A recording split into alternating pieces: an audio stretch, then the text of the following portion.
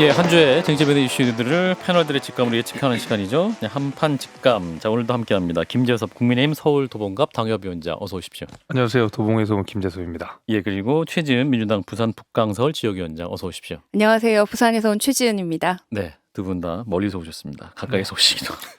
자, 일단은 그 윤석열 대통령과 김건희 여사가 그 나토 정상회의 순방 마치고 당시 비하인드 컷이 이제 언론에 사진이 많이 공개되고 있습니다. 근데 이제 보면 또 이게 열심히 봐요 사진은 사람들이. 그래서 자세히 보더니 빈 모니터 화면을 대통령이 응시한다거나 또 대통령이 이제 저희 화면 나오고 있어요 유튜브로 이제 소파에 앉아서 이제 종이 문서를 검토하고 있는데 자세히 보니까 저 종이가 빈 종이더라. 아무것도 안 써있는 종이인데 보고 있더라. 또 빈 모니터를 사실상 보고 있는 사진을 찍은 것이었더라. 이런 이제 보면서 뭐랄까요 이게 지금 제대로 보여주려면 제대로 보여줘야지 이게 쇼통이 너무 심하다라는 비판도 있습니다. 이거 어떻게 보셨는지. 자, 일단은 우리 네. 김재섭 사실 그러니까 이 대통령의 사진뿐만이 아니라 예. 그 모든 사람들이 사진을 찍을 때는 네. 일정 부분 연출이 들어가잖아요. 저 그렇습니다. 혼자서 셀카를 찍어도 연출은 들어가는 건데 예. 그런 면에서 대통령의 사진은 당연히 연출이 일부 있을 수밖에 없습니다만은 네. 이거는 뭐 대통령실도 분명히 해명은 했습니다만 네. 그것이 이렇게 썩 와닿지는 않는 해명이었어요. 아. 그 결제 화면으로 넘어간 거고 뭐 종이 같은 경우에는 이렇게 보이지 않게 가렸다고 하는 건데 세심하지 않은 거죠. 좀 홍보팀이 해야 되는 역할이라고 알고 있는데 예. 대통령실의 홍보팀 그에 계신 분들이 일을 잘못한 거죠. 이거는 아마 크게 혼이 나지 않았을까 생각합니다. 실수 맞습니까? 엄청난 실수죠. 엄청난 실수다. 네. 자, 최진 위원장. 네, 저는 이번에 그 외교 무대에 첫 등판을 한 건데 나토 나토. 회의에 참석하면서 이 등판 자체가 이 순방 일정 자체가 조금 허술했고 의전 일정이나 이런 것들이 뭐 예. 실제로 중요한 미팅도 많이 펑크가 났잖아요. 그래서 이 좀 허술했는데 보다 근본적으로는 여기를 왜 지금 굳이 갔을까? 가서 무엇을 얻었을까? 이런 것에 대해서 특별한 답을 못 찾겠거든요. 예. 그래서 여기에 대해서 사람들이 지금 저기 왜 갔지? 이러면서 의전도 허술하고 뭐 일정도 허술하네 하다가 그 연장선상에 사진 봐라. 이 모든 것이 다 허술하다 이러면서 또 과도하게 이런 사진을 가지고 얘기를 하시는 것 같은데 예. 일단 나토를 왜 갔냐? G7에도 지금 초대를 못 받았다고 들리는데 그렇죠. 나토는 네. 우리가 회원국도 아닌데 네. 굳이 그 중국 견제에 대한 메시지를 안 해도 되는 것을 경제수석이 뭐 중국과의 그 수출 교류 같은 것을 좀 중요성을 폄하하는 발언을 굳이 안 해도 되는 발언을 네. 하면서 나토에 간 것도 왜 갔는지 모르겠고 가서 무엇을 얻었냐? 뭐 가서 그렇게 뭐 김건희 여사의 패션 뭐 이런 거 보여주는 거 말고 구체적으로 우리가 어디 가면은 뭐 세일즈 외교를 한다든지 뭐 방향성에 있어서 외교에서 뭔가 아젠다가 있어야 되는데 예. 겉으로는 뭐 무슨 세일즈 외교 막 이러는데 한 15개 정상을 15분 만에 만나갖고 무슨 세일즈를 했습니까? 제가 이런 것들을 보면서 이번 순방은 왜 갔는지 가서 예. 무엇을 얻었는지 아무것도 정해지지 않은 굉장히 좀 전반적으로 허술했다. 그래서 이런 사진을 보면서도 계속 그 연장선상으로 보인다고 생각을 하기 때문에 예. 국민들께서 막 사진을 열심히 보시고 이렇게 한 것이 아 아닌가 근데 싶습니다. 이게 김재섭 사진 위원장. 말씀하시는 거는 뭐 납득이 되는데 예. 성과가 없었다 내지는 G7 얘기까지 꺼내시는 거는 맞지 않는 얘기라서 제가 반박을 좀 드리게 되면 예. G7은 우리나라만 들어가는 게 아니라 우리나라가 만약에 G7에 비슷하게 가입을 하게 되는 경우는 반드시 호주랑 같이 들어가게 되는데 G7 국가 안에 포함되어 있는 독일이 호주가 들어오는 것을 극렬 반대하고 있는 상황이기 때문에 우리나라가 못 간 겁니다. 그런 정치적인 이유로 못 간 거지. 그러니까 의장국이 초청을 안 한 거죠. 그럼요. 예. 예. 그리고 그 G7은 1년 전에 결정되는 건데 윤석열 대통령이 초대를 못 받은 게 아니라 문재인 정부 때 결정된 거예요. 그래서 그렇게 말씀하시면 안 될 것 같고. 그래도 마지막까지 조선일보 보도에 따르면 외교부에서 그 초청되기 위해서 굉장히 노력을 많이 했다고 그러지 않았습니까? 그렇죠. 이제 1년 예. 전에 있었고 제가 또 말씀을 조금 전에 드렸던 것이 호주랑 우리나라는 같이 세트로 묶여서 가기 때문에 지금 독일이 엄청 호주를 못 들어오게 반대하는 상황이거든요. 이게 유럽의 패권이랑 연결돼 있어서 예. 그렇게 간단한 문제는 아니고요. 예. 그다음 왜 성과가 없습니까? 우리가 제 나토가 아무래도 이제 군사 동맹이고 군사적인 이야기를 하는 거지만 사실상 이제 서방 자유민주주의 국가들 간의 연대와 화합을 하게 되는 그런 자리였는데 우리가 여기에 경제적 이익이 없이 그냥 실리 없이 명분만 가지고 갔느냐 그게 절대 아닌 게 우리가 러시아 제재에 동참하지 않아가지고 문재인 정부 때 바로 미국에서 FDPR 면제국에서 우리나라를 제외해버렸잖아요. 그러고 나서 러시아 제재 동참하니까 그제서야 미국은 우리나라 FDR FDPR 면제국을 다시 해당시켜줬거든요.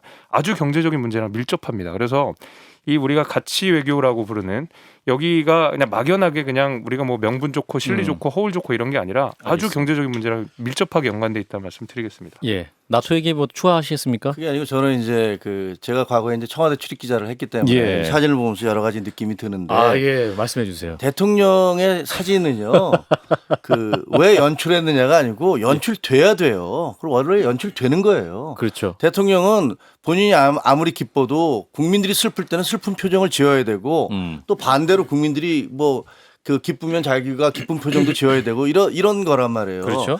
문제는 근데 우리가 알다시피 왜 연출을 했느냐의 문제가 아니라 예. 왜 연출한 것을 드러나게 했느냐가 문제예요. 어허. 예를 들면 드라마 같은 거 볼 때도 연기를 하는데 야 저거 연기네라고 느끼면은 누가 감동을 느끼겠습니까? 그거를 연기라는 사실을 모르게 그걸 보여줘야지 정말 그게 잘한다. 제대로 되는 예. 거거든요. 근데 이거는 사실은 이거 왜 연출했느냐? 그건 사실 의미 없는 얘기입니다.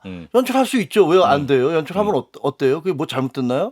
근데 그 세심함이 아까 지금 우리 김재섭 위원장 말대로 위원 얘기했지만 세심함이 부족해서 사람들이 이게 연출이구나 하는 걸 다 알아차야 되게 한 거예요. 그게 부족한 거예요. 그게 잘못된 거고 그렇게 하면 안 되는 거죠. 예를 들면 사진을 찍었는데 눈 감은 사진이 나가게 한다든가 이런 것들 그런 세심함 같은 것들이 부족한 게 문제다. 이렇게 생각을 하고 연출 자체에 대해서는 자꾸 문제 삼지 않았으면 좋겠어요. 잘해라. 연출할 거면 제대로 해라. 하려면 잘하라. 하려면 잘해라. 네. 김성애 수장님은 뭐 크게 들 말씀이 없어요. 알겠습니다. 그럼 첫 번째 이슈로 넘어가겠습니다. 첫 번째 이슈 뭐냐면 해외 순방에 이제 고생하고 대통령이 돌아왔는데 그럼에도 불구하고 이제 대통령에 대한 국정 지지도가 나빠지고 있는 현상이 나오고 있죠. 취임 2달도 안 된 시점에 2주 연속 데드 크로스. 그러니까 이제 부정 평가가 더 앞서고 있다라는 통계입니다. 이런 거에서 이제 오늘 아침에도 기자들이 질문을 했는데 대통령이 이렇게 답을 하세요. 지지율은 의미가 없다. 나는 이제 국민만 보고 간다라고 말을 하고 있습니다. 자, 데드 크로스. 자, 대통령이 조만간 극복할 수 있을까요? 자, 이 질문의 답변 누구부터 하실까요? 우리 김재섭 위원장부터 해주세요. 글쎄요, 극복할 만한, 그러니까 반등할 만한 지금 소재가 많진 않아서 아하. 당분간 우리가 이 이른바 데드크로스 국면을 겸허하게 인정해야 될 것 같다는 생각은 대통령 듭니다. 말은 어떻게 해석해야 돼요? 지지율 의미 없다. 이게 지지율 의미 없지만 국민만 바라보고 간다.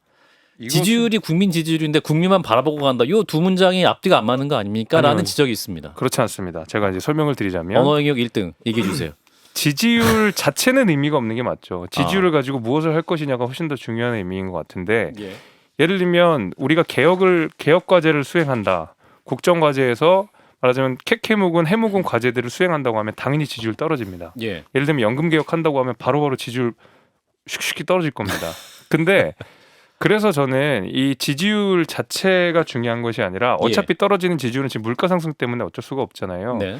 그건 어쩔 수 없게 우리가 겸허하게 인정을 하고 음. 그렇다고 하더라도 우리가 개혁 과제를 멈추지 말자 이제 이런 메시지로 해석을 하는 게 좀 국민을 위한 좋다고 봐요. 정책을 하겠다. 사실 이제 문재인 정부 때도 임기 말까지 50% 지지율을 가졌지만 늘 제가 비판했던 것이 연금은 정말 그 모든 정부에서 크고 작게 조금씩 손을 봤는데 문재인 정부에서만큼은 정말 연금 손도 하나도 안 댔거든요. 예. 80% 지지율 있을 때 그 지지율을 정말 의미 없게 만든 건 문재인 정부였었어요. 그거 가지고 개혁 과제를 했었으면 정말 칭찬했겠죠. 저는 그런 의미에서 지지율 자체가 의미 있는 것이 아니라 예. 지지율이 떨어진다고 하더라도 그것 때문에 우리가 개혁 과제를 멈춰서는 안 된다. 이렇게 해석하고 아니 있습니다. 아직 계획은 안 했잖아요. 계획을 하지 않았는데 하고 떨어진 있잖아요. 상황이에요. 뭘? 하고 있죠. 뭘? 그거는 나중에 말씀드리도록 하겠습니다. 예의를 갖춰서 말씀해 주세요. 뭘 뭘- 무슨 계획을 뭘요? 하고 있는지. 예. 많이 하고 있습니다. 무슨 계획을 하고 있는지 네. 알려주십시오. 저 굉장히 위원장님. 많이 하고 있습니다. 일단 뭐 규제 문제도 우리가 그렇고 예. 부동산 문제도 그렇고 많이 하고 있습니다. 자, 데드 크로스 극복할 수 있을까? 김성현 소장님. 저는 그런 문제라고 봐요. 대통령께서도 말씀하셨지만 물가, 고유가 이런 게 지금 이 윤석열 정부가 잘못해서 그런다기보다는 글로벌한 이슈라는 점에서 외부 요인. 예, 내가 손댈 수 있는 것이 별로 없다라는 솔직한 말씀을 하셨고 예. 전 국민들이 이해할 수 있는 부분이 있다라고 보거든요. 예. 이제 뭐 국제 경제에 대해서 사람들이 많이 잘 알고 계시잖아요. 음흠. 그런데 기재부 관료들은 뭐라 그러고 있습니까? 그러니까 이거 지금 경기를 살려야 되니까 법인세를 깎아주겠다. 해서 80대 기업 3천억 이상 매출 올린 80대 기업이 4조 넘게 이득을 보고 삼성전자 단일 기업으로 1조 6천억 원의 법인세 절감 효과를 본다는 이런 보도도 지금 있고요. 예. 상속세는 여기 갑자기 왜 등장을 하는지 이것도 또 중소기업들이 대를 이어서 잘할 수 있도록 깎아주겠다. 거기다 이어서 이번엔 종부세. 이 같은 경우도 지난번에 말씀드렸지만 전체 법인 중에서 상위 1%가 전체 법인 소유 토지의 70%를 갖고 있는데 여기가 종부세 사실 되게 많이 내는 데거든요. 이거 좀 다 깎아주겠다고 하고 추경호 부총리 월급쟁이들한테는 당신들 월급은 올리지 마. 임금 올리지 마. 예, 그러니까 눈에 딱 봐도 대기업하고 재벌들은 뭔가 계속 생기면서 부추기면서 자 투자하라라고 하는 건데 그 뭐 통계가 다 입증하지만 투자를 하는 데 있어서 여유 자금은 한 3순위, 4순위쯤 되는 얘기거든요. 아이템이 먼저인데 이렇게 해서 투자가 될 것도 아니고 그냥 기업들 돈만 아껴주고 이 서민들 지갑은 털려고 하는 게 딱 보이니까 국민들 입장에서는 뭐야 해결책은 없다면서 왜 기업들만 도와줘? 라고 하는 것에서 화가 많이 나신 게 아닐까. 예, 리얼미터 조사 결과입니다. 6월 27일부터 7월 1일까지 2,514명을 대상으로 조사한 건데요. 이제 긍정 평가가 44.4%, 부정이 50.2% 이렇게 나온 상태입니다. 대통령이 오늘 출근할 때 기자들 앞에서 답변했던 내용을 화면을 잠깐 듣고 이어가겠습니다. 저는 뭐 선거 때도 선거운동을 하면서도 지지율은 별로 유념치 않았습니다. 별로 의미가 없는 것이고 하여튼 제가 하는 일은 국민을 위해서 하는 일이니까 오로지 국민만 생각하고 열심히 해야 된다는 그 마음만 가지고 있습니다. 딱 한마디만 하고 싶은데 예, 말씀하세요. 5천만 국민이 윤석열 대통령을 다 만날 방법이 없어서 예. 여론조사라는 기법이 생긴 건데 예. 좀 봐주셨으면 좋겠습니다. 자, 김종혁 대변인께서 반론해 주세요. 근데 반론이라기보다는 예. 입장을 바꿔놓고 생각해 보세요. 어느 정치인이 사실 지지도에 대해서 민감하지 않겠습니까? 대통령이 저렇게 얘기하셨지만 속은 얼마나 타겠어요. 내가 이거 열심히 해야 되는데. 근데 그렇게 막 걱정 안 하시는 것 같은데. 그거는 예를 들면 선거 때도 마찬가지고. 예. 근데 단지 그렇다고 해서 저 지금 큰일 났습니다. 이렇게 얘기할 수 없는 거잖아요. 만약에 네네. 대통령이 그렇게 얘기하는 건 정말로 절체절명의 위기에서 국민 여러분 죄송합니다라고 사죄할 때는 그렇게 얘기하는 거지만 예. 아직 시작도 제대로 안 했는데 그것도 일주일 단위로 이루어지는 여론조사에서 크로스가 일어났다고 해서 당장 그걸 가지고서 무슨 발등에 불 떨어진 듯이 얘기할 수는 없는 거고 예. 하지만 마음속으로는 야 이거 굉장히 좀 민심이 어렵고 힘들구나라는 거를 저는 대통령 본인이 누구보다도 잘 이해하실 거라고 생각을 합니다. 그리고 또 하나는 이 법인세 인하나 뭐 여러 가지 종부세 부분에 대한 것도 제가 알기에는 적어도 제가 알기에는 윤석열 대통령은 그 대기업에 대해서 이렇게 우호적인 분이 아니에요. 검찰 있을 때도 상당히 문제가 있다라는 뭐 수사도 많이 했었고 예. 그런데 지금 이제 경제 아까 지금 김성애 소장님 말씀하신 대로 그 대외적인 조건이라든가 뭐 원자재라든가 뭐 아주 큰 일들이 많이 닥치고 있지 않습니까? 예. 거기서 이것을 어떻게 극복해 나갈 거에 대한 여러 가지 방안 중에 하나라고 생각을 해요. 그게 예. 법인세가 예를 들면 정부가 법인세를 낮춘다든가 종부세에 대해서 손댄다는 것이 부자들과 대기업을 봐주기 위해서라는 생각을 저는 하지 않습니다. 그거는 전체 경제를 생각을 해서 지금 필요한 해법이 뭘까를 고민한 결과지 결코 이렇게 무슨 우리가 무슨 약탈 국가도 아니잖아요. 최진 대변인? 제가 먼저 이 법인세에 대해서 말씀을 드리면은 지금 우리가 지금 위기에 있는 건 다 알고 있습니다. 우리가 네. 70년대 이후로 처음으로 뭐 스태그플레이션, 뭐 인플레도 있는데 저성장 국면을 지금 맞을 수도 있다는 굉장한 큰 위기를 전 세계에 직면했는데. 최재훈 위원장님 국제경제 전공이시죠? 예, 원래? 그렇습니다. 네. 예. 네. 이럴 때는 사실은 금리 인상을 할 수밖에 없고 미국을 포함해서 우리나라도 할 수밖에 없기 때문에 예. 오히려 저는 추경호 장관이 임금 인상도 좀 어렵다라고 얘기한 것까지는 저는 사실은 국민으로서 안타깝지만 지금 인플레를 조심해야 된다는 측면에서 이해가 가요. 할 수 있는 말이다. 할 수 있는 말이에요. 그런데 법인세는 지금 이게 우선순위가 아니에요. 실제로 민간주도 성장을 하더라도 예. 그러면 이게 나중에 해야지. 지금 오히려 인플레를 걱정하면서 법인세를 낮춘다.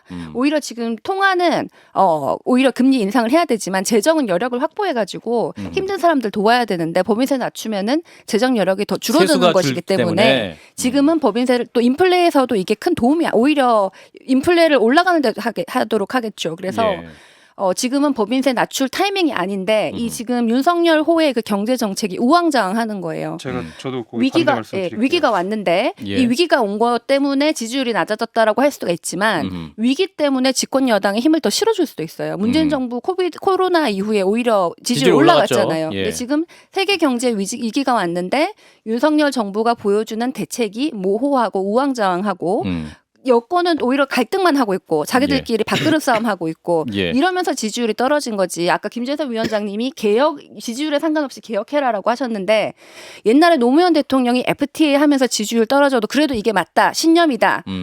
라서 지지율이 떨어지는 거에 대해서는 저도 이해를 같은 의미로 받아들이겠는데 지금 윤석열 대통령은 개혁한 거 아무것도 없고 위기가 있는데 대책도 없고 그 대책도 경제 인사라는 사람들이 보니까 우왕좌왕하는데 보니까 뭐 경제수석도 뭔가 대통령과 관련해 있는 사람이고 예. 뭐 금융위원장도 뭐 마무리해 검찰 출신이고 이 사람들이 앞으로 우리 경제를 금융감독원장 금융감독원장도 그렇고 이거 IMF 2 오는 거 아닌가 이런 불안감들이 이제 오기 시작하는 겁니다. 네, 자, 김재섭 이거 월드뱅크의 선임 이코노미스트한테 설명을 들으니까 그럴 듯하네요. 예, 알겠습니다. 아니, 자, 김재섭 위원장 발언해 근데 주세요. 지금 김성애 소장님 말씀하신 딱 세 가지 상속세, 종부세, 법인세 인하 관련이 이거 개혁하는 게 전형적으로 표 떨어지는 거거든요. 지지율 떨어지는 거고. 왜냐하면 기본적으로 민주당 특히 이제 문재인 정부에서 많이 했던 것이 소수의 부자들을 대상으로, 그러니까 소수의 고소득자를 대상으로 많은 세금을 거두는 방식으로 사실 지지율을 견고하게 유지하는 것도 분명히 있었습니다. 법인세도 올렸잖아요. 문재인 정부 때.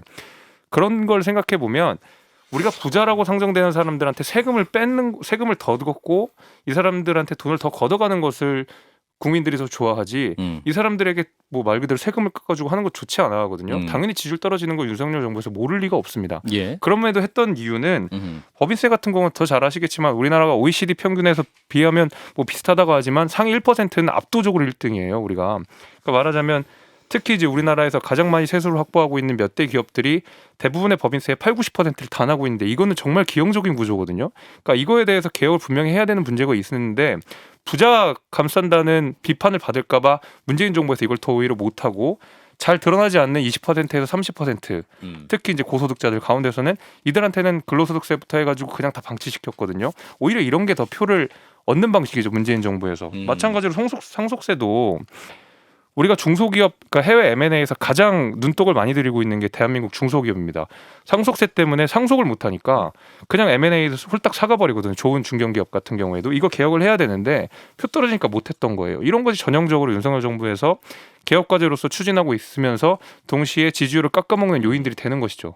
저는 이 지금 법인세 최진 뭐 위원장? 인하 때문에 지지율이 떨어졌다고 생각하지 않고 전반적인 경제 정책, 그 위기 대처 관리 능력 때문에 이렇다고 생각을 하는데 지금 사실 이 모든 세금 이런 것을 표랑 연결해서 뭐가 표에 도움이 될까 이렇게 하면 안 되고 오히려 경제 정책은 좀 중립적으로 잘하는 사람들이 해야 되는데 그 경제 정책 담당자도 윤석열 후보와 뭐 친분이 있는 검찰 출신 이런 것에 대해서 오히려 국민들이 더 불만을 가진다고 생각을 하거든요. 근데 사실은 아직 경제 정책다운 걸 아직 한 적이 없기 때문에 좀 평가를 밀어주시면 안 됩니까? 네. 아직. 저도 박 예. 저 앵커처럼 똑같이 생각하는 게 예를 들면 지금 미국 같은 경우는 사실 금리 인상 시기를 제대로 못 놓치는 바람에 세계 경제가 굉장히 큰 타격을 입고 있잖아요. 연준 위원장에 대해서도 비판이 많습니다.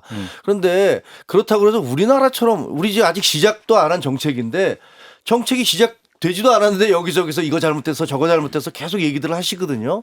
그거는 좀 온당한 태도는 아닌 것 같아요. 조금 시간을 가지고 조금 지켜보시고 그것이 잘못됐으면 그때는 이게 이래서 잘못됐다라고 비판을 하시는 게 낫지 않을까. 예. 저는 뭐 최진 위원장님? 전반적으로 이 방향에 대해서 지금 인플레 잡아야 된다라는 것은 굉장히 동의를 하는데 예. 법인세도 낮출 필요가 있을 수도 있습니다. 그런데 지금 이 시점에 법인세가 우선순위인가라고는 생각하지 않기 때문에 네. 지금은 오히려 인플레 잡는 것에 목적이고 정책의 이거는 좀 우선순위 미뤄야 문제. 된다고 생각을 하고 또 탈중국에 대해서도 굳이 이걸 강조를 해가지고 굳이 불확실성을 시장에 줄 필요가 없고 아무 말 안 하고 있어도 되는 겁니다. 예. 그러면서 뭐 유럽과 외교 더 하면 되고 이런 부분들에 대해서는 우리가 충분히 얘기를 해야 된다고 생각합니다. 그렇군요. 근데 이준석 대표가 본인은 20일 안에 데드크로스 해결할 자신이 있다고 또 이렇게 말씀하시잖아요. 20일 안에 어떤 걸 할 수 있을까요? 이를테면. 근데 저는 이준석 대표 그 부분은 옹호하기 어렵습니다. 아, 그런가요? 네, 그 부분은 대단히 옹호하기 어렵습니다. 그러니까 그 국정 지지율을 높이는 것이 이제 특히 이제 이렇게 고물가 상황이고 경제가 어려운 상황 속에서는 예. 정말 정부의 모든 인사들이 다 총력을 기울여야 겨우 지지율을 확보하거나 아니면 국민들한테 그 좋은 점수를 받을 수가 있는 건데 예. 지금은 선거 국면은 아니잖아요. 그런 의미에서 저는 이준석 대표가 20일 만에 지지율을 끌어올릴 수 있다는 발언은 다소 너무 스스로를 과신하는 발언이라고 생각하고 그래서 저는 그 부분은 좀 동의하기 어렵습니다. 그렇군요. 김성희 소장님.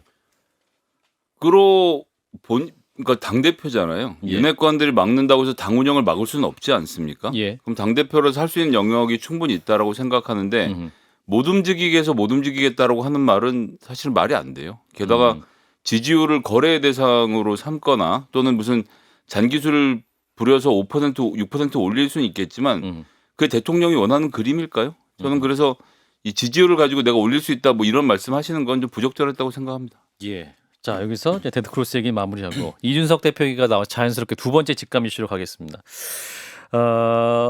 윤리위가 이제 3일 나왔습니다. 네, 그래서 이준석 대표 과연 징계를 피할 수 있을 것이냐 이 부분인데 굉장히 얘기를 많이 한 주제이기도 한데 아직 안 끝나서 저희 방송도 계속 할 수밖에 없는 상황인 것 같습니다. 아니 3일 남은 거는 사실이에요? 3일 후에 정해지나요? 3일 후에 정해지나요? 그것만- 정해질 것 같아요. 아 그렇습니까? 아, 그래요? 네, 이핵관, 윤핵관, 이핵관. 윤핵관, 예, 저는 윤핵관인 우리 핵관은 김재섭 위원장님 말씀해 주세요. 윤핵관이에요? 아니 저는 근처에도 못 가봤습니다. 난 몰랐네. 저는 근처에도 못 가봤습니다. 예, 일단 얘기해 보세요. 아니 이번 주 결론 날 수 있을 것 같다. 아니 여기서 한 번 더 미루면 예. 윤리 자체가 그 윤리에서 하는 모든 말은 다 정치적으로 해석할 수밖에 없어요. 그러니까 무조건 결론 난다 이번 주에. 예, 왜냐면 저번에도 저는 결론 낼 수 있었다고 생각하는데 어떤 이유에서인지 모르겠지만 미뤄진 거잖아요.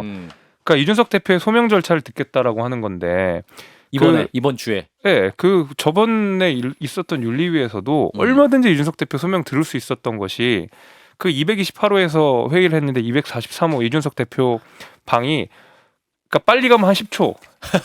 조금 오바해서 10초만 가는 거리거든요. 그러니까 오세요 하면 바로 뛰어갈 수 있는 거리였군요. 들려요. 소리 지르면 들리는 거리입니다. 아. 그래서 그 소명 절차를 못 들었기 때문에 더 시간을 미뤘다라고 하는 것은 말이 안 되는 내용이고요. 전 그런 의미에서 만약에 이번에 한 번 더 미루면 철저하게 그거는 정치적으로 미룬다는 얘기밖에 안 되기 때문에 예. 안 그래도 모든 정치적 의혹과 지금 논란의 중심이 되고 있는 윤리위가 또다시 그냥 전국의 어떤 한가운데로 또 들어가게 되면서 예. 온갖 추측들을 난무시킬 거고 이거는 당한테도 너무 부담이에요. 그 위원장 하신 이양희 교수님이 그렇게 인격적으로 막 정치적으로 이런 걸 이용하고 이러실 분 아니라고 다들 말씀들 많이 하시던데 왜 이렇게 되는 건가요? 그렇기 때문에 저는 이번에는 나올 거라고 생각합니다. 왜냐하면 결론이 어떤 예. 모양으로든. 왜냐하면 제가 알기로는 이제 윤리위 내부에서도 저번에 토론할 때 이준석 대표를 징계해야 된다는 입장이 있었고 징계하지 않아야 된다는 입장도 있었고 조금 더 이야기를 들어봐야 된다는 입장도 있었고 의견이 좀 엇갈리는 상황 속에서 윤리 안에서. 예, 그렇기 때문에 시간이 좀 많이 지체가 됐었던 것이 있었고 그 다음에 이준석 대표 징계권만 있었던 것은 아니고 굉장히 여러 의제들이 있었어요. 그래서 그런 것들을 처리하고 이러다가 어쩔 수 없이 좀 미뤘다라고 제가 알고 있는데 예. 그런 의미에서 이번에는 미룰 핑계가 없습니다. 전혀 없습니다. 그렇기 때문에 수사기관의 수사가 마무리되지 않았기 때문에 정확한 팩트가 확보됐습니까? 애초에 윤리위는 수사를 기관이 아니다. 근거로 해서 판단하는 것이 아니라 예를 들면 지금 예를 들면 이준석 대표의 소위 성상납 의혹도 그렇고 예. 증거인멸 교사도 그렇고 예. 이런 형사적인 그 어떤 입증 과정들을 거쳐가면서 윤리위에 판단을 내리는 것이 아니라 예. 그것과는 별개로 이준석 대표가 이런 일련의 과정들을 통해서 당의 명예를 손상시켰냐 내지는 품위가 손상되었느냐라고 예. 하는 완전히 주관적이고 가치적인 판단을 하게 되는 것이거든요. 이준석 대표는 가장 핵심적으로 수사기관 수사가 끝나지 않았는데 어떤 윤리 자체에 대해서도 굉장히 불쾌하게 생각하는 상황 아닙니까? 당연히 그렇죠. 그러니까 예. 제가 지금 말씀드린 내용이랑 같은 내용인데 그러니까 수사 결과라는 것이 지금 나오기도 어렵고 그렇죠. 나오지도 않은 상황 속에서 이미 윤리는 개최가 된 것이기 때문에 그러니까 지금 윤리의 판단은 철저하게 주관적이고 가치적인 판단이 될 수밖에 없다라는 것이죠. 그런 의미에서 이걸 미룬다고 해서 어떤 결론이 날지는 예측할 수 있습니까? 예측이 안 되겠습니다. 예측이 안 됩니까? 네. 예. 자, 우리 김정욱 대변인께서 추가 말씀해 주세요. 제가 얘기하기가 상당히 입장이 곤란한데요. 예, 추상적으로라도 말씀해 글쎄요, 주세요. 근데 예. 뭘 말씀을 드릴까? 근데 이양희 윤리위원장이 예. 저 의원님들 얘기를 들어보니까 정말 아무의 전화도 안 받고 있답니다. 그 과거에 이제 2011년에 같이 비상대책위원회를 같이 했었잖아요. 예. 그것 때문에 그때 이제 이준석 대표도 이 양반이 상당히 강직하구나라는 생각이 들어서 이제 윤리위원장을 임명을 하신 것 같은데 예. 지금 이 사태가 벌어지고 난 다음에 뭐 모두와 이렇게 일체 전화를 끊고 이렇게 차단을 하고 있다 그래서 실제로 이분이 뭐 모여서 어떤 결정이 내려질지 저희는 알 수가 없고요. 그냥 그 결정에 따르는 수밖에 없다라는 생각.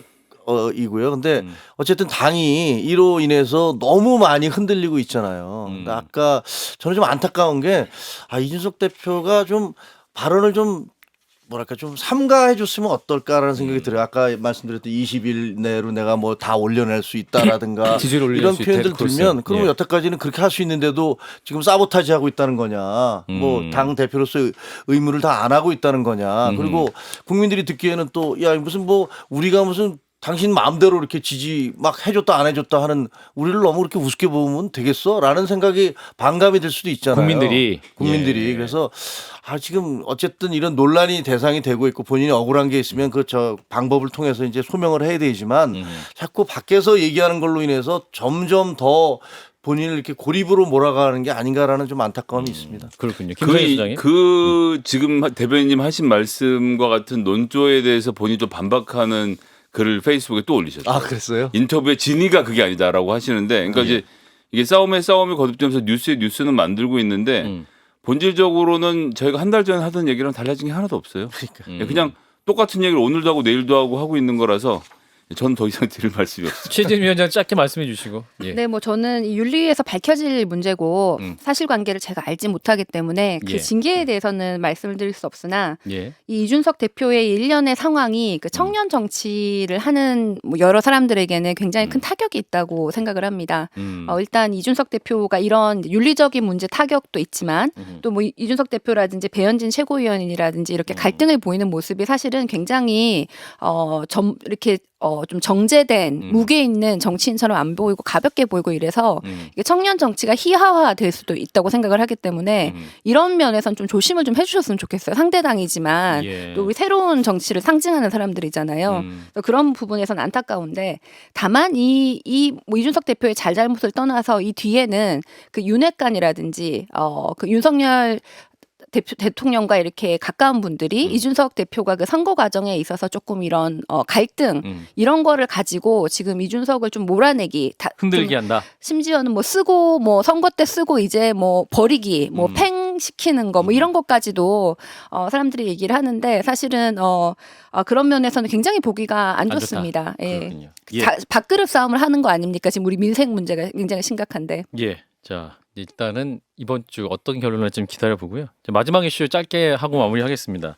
자, 어대명. 어차피 당대표는 이재명. 민주당 기류 속에 97그룹 바람이 불 수 있을까라는 질문을 던져봅니다. 자, 박용진 의원. 또 여러 의원들이 지금 97세대가 나오고 있는데. 자, 바람 불 수 있을까요? 김성희 소장님. 97세대로서. 예, 저는 일단 계속 누차 말씀드렸지만 도대체 앞에다 학번을 왜 집어넣고 세대를 붙이는지 매우 불쾌하다는 말씀 먼저 드리고요. 저한테 화나시면 아니 앵커님이 아니라 이제 97이라고 붙인 누군가에게 드리는 말씀입니다. 언론에 예. 화내셨습니다. 예, 86, 97 이런 거 안 했으면 좋겠어요. 알겠습니다. 일단 그 말씀 먼저 드리고 그다음에 제 얘기를 하면 지금 출마하신 모든 분들께 제가 진짜 비법을 하나 알려드릴 수 있습니다. 이재명 세 글자를 지워라. 이재명 얘기하면요. 이재명에 반대하는 사람이라는 위치에서는요. 아무것도 할 수가 없습니다. 예. 아무도 관심을 가지지 않아요. 본인이 갖고 있는 지금의 인지도로 어떻게 이재명을 이깁니까? 근데 이재명에 난 이렇게 반대한다는 얘기 뭐 그렇게 열심히 하시는지 그거 말고 민주당은 모름지기 이래야 한다라든지 민주당에 대한 얘기를 더 많이 하셨으면 좋겠고 또 하나 더는 검찰개혁 반성이랑 그다음에 팬덤 반성도 그만하시라. 이미 그 주제는 너무 많이 나와서 그게 방송에서 너무 많이 다뤘어요. 예, 대단히 신선한 얘기가 아니에요. 오히려 민주당이 지금 누구랑 갈등해야 되는지를 솔직하게 얘기를 해야 됩니다. 민주당이 뭐 예를 들면 아까 전에 김재섭 위원장님 말씀처럼 재벌이랑 갈등을 할 건지 아니면 뭐 어떤 기득권이랑 갈등할 건지 우린 누구랑 갈등하고 누구 편인지를 설명해 주지 않고 계속 누구에 대한 반대만 외치고 그다음에 이미 남들이 다 한 팬덤에 대한 공격 정도로는 저는 아무것도 이룰 수 없다고 생각합니다. 김정혁 대변인께서는 저도 거의 비슷한 생각인데요. 좀 달리 표현을 하면 저는 그 97세대라는 분들이 지향하는 게 뭔지를 잘 모르겠거든요. 솔직히. 그 얘기는 다시 얘기하면 뭐 박지원 그 비대위원장도 얘기했지만 586 용태론도 저는 받아들일 수가 없어요. 왜냐하면 어떤 특정 사람들을 그 개개의 행위가 아니라 그 그룹에 속해 있다는 이유만으로 해서 나이만으로 해서 너희 다 물러나가고 얘기하는 건 그 자체가 차별적 행동 아닌가요? 그렇게 우리는 공정해야 된다고 얘기하면서 몇 살 이상, 그럼 옛날에 60살 이상, 70살 이상 투표하지 말라고 주장한 거하고 뭐가 달라요? 그건 저는 좀 이상하다고 생각하고 97그룹이라고 얘기하는 분들도 뭐 아까 팬덤, 검찰, 뭐 검수완박에 대해서 반성을 한다고 했는데 그러면 그래서 우리가 지향하려는 바가 뭔지 어떤 민주당을 만들려고 하는 건지 정부하고의 관계 혹은 여당과의 관계는 어떻게 설정을 할 것인지에 대해서 아무것도 아는 바가 없어서 그냥 뭐 이재명 나오지 마라. 저는 뭐 이재명 후보를 지지하는 사람 전혀 아닙니다만 그렇게 얘기를 하는 것조차가 좀 이상해요. 예. 뭐 왜 특정 후보의 그 개인적 선택권에 대해서 나오지 말라 하지?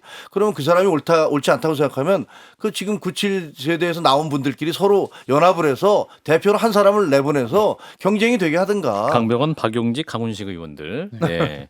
자, 마무리해 주셨고요. 자, 1분씩 하겠습니다. 자, 우리 김재섭 위원장 1분. 그러니까 그 구출그룹이라고 불리시는 분들 중에서 그동안 민주당의 그 문제점으로 지적된 여러 가지 행태들에서 제대로 된 반기를 들었던 사람이 단 하나도 있는가? 그동안 김 과정에서. 소장님 정도를 제외하면 제가 알기로는 없습니다. 그래서 그 특히 이제 박용진 의원 같은 경우에도 검수완박 통과되는 법안 마지막에는 또 다소 위축되는 모습들 이런 것들이 보였기 때문에 예. 이재명 의원과 차별화된 무언가가 사실 없어요. 그래서 지금 돌풍이 불기 시작해야 8월 28일에 태풍으로 만들 수가 있는데 예. 지금은 미풍조차 보이지 않는 상황이거든요. 97세대에서 네, 그러니까 이준석 대표의 경우에는 저희가 6월에 전당대회를 치렀는데 3월에 이미 재보궐선거 당시 오세훈 시장 재보궐선거를 치르면서 청년 이슈를 완전히 자기 것으로 만들었고 재보궐선거 끝난 이후에는 젠더 이슈를 완전히 자기의 정치적 입지로 만들면서 4월부터 돌풍을 일으키기 시작했거든요. 그리고 6월에 태풍을 만든 건데 지금 당장 7월 이제 8월에 이제 전당대회가 열리는데 그 97그룹 내에서 정말 미풍조차 불지 않은 상황이기 때문에 이것이 태풍으로 갈 수 있는 가능성은 없다고 봅니다. 아, 중요한 지적이네요. 자, 최진임 위원장님 말씀 듣고 마무리하죠. 저는 한계와 희망을 같이 보는데요. 네. 한계는 두 가지입니다. 첫 번째, 이 97그룹에 대한 이 돌풍이 시작이 386이나 586 선배들의 그 대리인 이분들이 이번 한번 판을 한번 깔아보자 뭐 이런 게 좀 있어서 이게 이렇게 밑에서부터 올라간 것이 아니라 왜 이번 선거는 80년대생은 또 왜 안 되고 왜 하필 97이어야 되는지 이런 거 자체가 굉장히 부자연스럽거든요. 예. 이게 시작이 한계였고 두 번째는 이분들이 그러면 포스트 586 기수라고 나왔는데 그 586 선배들이 상징하는 건 민주화 운동 그다음에 이제 그 여러 가지 타법 관련된 개혁 이런 거였는데 지금 이 세 분 다 운동권을 하신 분도 있고 뭐 또 사법 개혁 이런 걸 강조하신 분도 있고 그래서 그 포스트 586 이후에 예를 들어서 뭐 국제화라든지 뭐 전문 지식을 가졌다든지 아니면 시민 사회에서 좀 다른 운동을 했다든지 이런 걸 상징하는 분들이 아니에요. 그래서 예. 이 개개인은 다 훌륭하시지만